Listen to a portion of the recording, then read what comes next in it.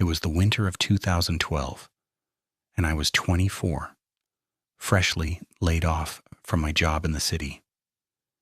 Desperate for a cheap getaway to clear my head, I rented a remote cabin in the Upper Peninsula of Michigan. The listing promised seclusion amid pristine snow, and at $50 a night it sounded perfect. No cell service, no neighbors, just me, a stack of books, and endless white silence. The drive up was brutal. A freak blizzard hit halfway, turning the two-lane road into a tunnel of swirling white. My old Jeep fishtailed, but I pushed on, convinced the worst was behind me. By dusk, I arrived at the cabin. A squat log structure buried in drifts, smoke curling from the chimney like it was waiting. The owner, an old man who met me at the door, handed over the keys with a grunt. "Don't go wandering at night," he muttered, eyes darting to the tree line. "Things move in the snow." I laughed it off, city boy nerves, and waved him away. Inside it was cozy enough. Wood stove crackling, canned stew heating on the burner. I settled in, cracking a beer and staring out the frosted window at the storm. The wind howled like a wounded animal, rattling the panes. Sleep came easy that first night, but around 2 a.m., I jolted awake to a sound, thump thump, like heavy boots on the porch, testing the boards. I froze, heart pounding. Probably a branch, I told myself, or a deer. But when I peered out, the porch was empty, snow undisturbed except for one set of prints. Bare footprints, toes splayed, leading from the woods right up to the door. Morning brought clearer skies, but those prints haunted me. They were fresh, human-sized, and vanished into the forest, like the owner had melted away. I shoveled the drive, half expecting company, but no one came. By afternoon, cabin fever set in. I laced up my boots and hiked the trail behind the place, crunching through knee-deep powder. The woods were unnaturally still, no birds, no squirrels, just the faint creak of branches under ice. That's when I saw it, a frozen pond, half hidden by pines. Steam rose faintly from a dark hole in the center, like an open wound. Curiosity pulled me closer. At the edge, I spotted clothes half buried in the snow. Tattered flannel, a wool cap stiff with frost.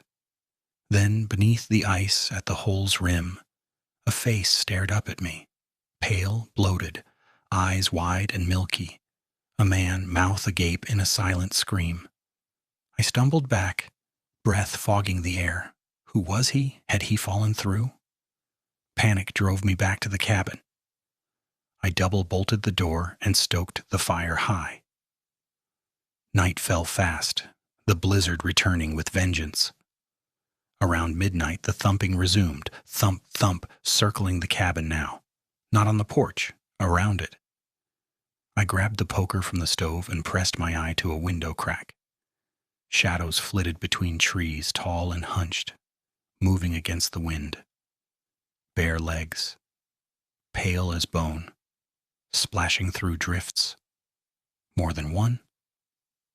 I barricaded the door with the table, whispering prayers I hadn't said since childhood. The thumps grew insistent, accompanied by low moans that cut through the gale, like voices bubbling from underwater. Scratch, scratch at the walls, testing the logs. Hours passed. Dawn couldn't come soon enough. By morning, exhaustion won. I woke to silence, sunlight piercing the clouds. The prints encircled the cabin, dozens of them overlapping, all bare feet leading to that frozen pond. I packed frantically, desperate to leave. But as I fired up the Jeep, I noticed something in the rear view. The old owner's truck, parked down the road, snowed in. Had he come back? I drove like hell, not stopping till the highway. Weeks later, back home, I searched online. The cabin had history, a logging accident decades ago, where a crew fell through that pond during a thaw. 12 men never recovered. Locals called them the drowned.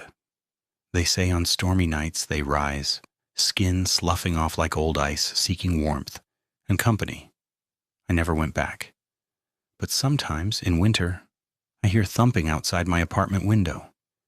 And when the heat kicks on, steaming the glass, I swear I see faces in the condensation, bloated, pleading. My name's Sarah, and this happened 3 winters ago in a dead-end suburb called Blackwood. We were the last house on the lane. Our porch light the only glow against miles of barren fields. My husband, Tom, worked nights at the mill, leaving me alone with our toddler, Lily. Power outages were common, lines buried under ice, but that December the blackouts lasted days. It started December 20th. A sleet storm snapped branches like bones, and our lights flickered out around 8 p.m. Lily fussed in her crib, so I lit candles and sang lullabies by the fireplace. Tom texted he'd be late. Roads closed. Around 11, as the wind screamed, I saw it. A flicker down the lane. Not headlights. A soft blue glow, bobbing like a lantern hovering at knee height. It paused at the old oak, then drifted closer, weaving between snowdrifts. I told myself it was a neighbor's flashlight, maybe checking lines. But the lane was empty, no cars, no footprints. The light reached our driveway, pulsing faintly, illuminating. Nothing. Just snow. It lingered under our window for minutes, casting eerie shadows that danced like fingers on the curtains. Then it winked out.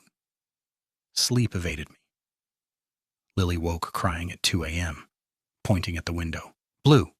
Blue! There it was again, brighter, pressing against the glass. No source, just hovering light, illuminating frost patterns that looked like screaming faces.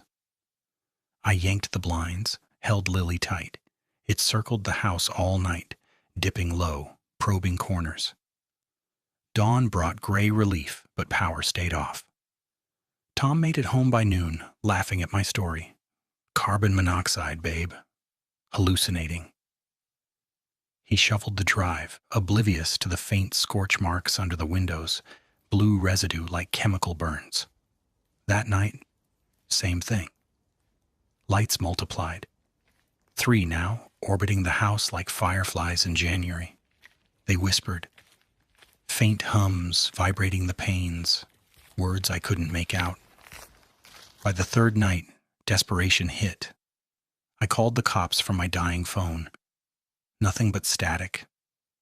Tom boarded the windows, but the lights seeped through cracks, brighter, hungrier. Lily stopped crying. She giggled, reaching for them. Friends, she babbled. In her room, the glow formed shapes, tiny figures, child-sized, with hollow eyes and frost-bitten limbs. Tom saw it then. What the hell? We grabbed Lily and ran for the car, but the engine flooded. Blue sparks under the hood. The lights swarmed, blinding, forcing us back inside. Huddled by the fire, we waited. At midnight, knocking, soft, insistent. Not at the door, at the walls, the ceiling. The hum grew to voices. Warm, join us. Morning saved us. Plows cleared the lane. Power surged back. The lights vanished with the sun. We fled to my sister's, never returning. Later, digging into Blackwood's past, I found it. 1890s orphanage fire. 20 kids trapped in a blizzard, frozen waiting for rescue. Their lanterns? Folklore said ghost lights. Souls seeking the living's heat, luring them into the cold. Now every winter I unplug everything else. But in blackouts, I see the blue glow under doors. Lily, now 6, still giggles at it. And sometimes she whispers what they say. Come play in the snow, forever. I'm Mike, a lifelong ice fisherman from northern Minnesota. Winters up here are brutal, -30, lakes shrinking to mirrors. 5 years back, I hit my favorite spot on Lake Ossipee alone. Buddy bailed, said the ice groaned wrong. I shrugged it off. Thin ice is part of the game. Drove out at dawn, auger and traps in tow. 6 inches solid, no cracks. Drilled 3 holes, baited with minnows, rod in hand. Biting cold numbed my fingers, but perch were hitting. By noon, sun glinted off endless white wind-carving dunes. That's when I noticed the shadow. Long and distorted, stretching from my hole toward the horizon. No clouds, no trees, just my silhouette, but wrong. Taller, arms elongated, head tilted unnaturally. I blinked. It snapped back normal. Imagination, I figured. Set another line. Afternoon dragged. Bites slowed. Cold deepened. The shadow returned closer, mimicking my every move but delayed, like an echo. I stood to stretch. It lingered, waving lazily. Heart raced. I scanned the lake. Empty, save distant pines. No one. Dusk painted the ice purple, packed slow, wary. Shadow clung, now inches from my boots, humanoid but featureless, rippling like heat haze on snow. As I reached my truck, it darted ahead, pooling under the door handle. Engine turned over fine, but driving back across the lake, it paced me in the mirror, skimming the ice impossibly fast. Night fell before I reached shore. Halfway, a crack split the silence, not ice, but laughter. Low, gurgling, headlights caught it, my shadow peeling off, sprinting parallel, arms flailing. It dove into a crevasse, gone. Shaken, I beered up at home, told no one. Next weekend, habit pulled me back. Ice thicker now, drilled deeper, and hit something soft. Reeled up a perch, gutted it. Inside, a finger bone, human, yellowed. Lake folklore flooded back. Drownings from the 70s, bodies never found, shadows said to mimic fishermen, dragging them under. Packed to leave. Shadow waited at my hole, solidifying, tall, skeletal, grinning with ice teeth.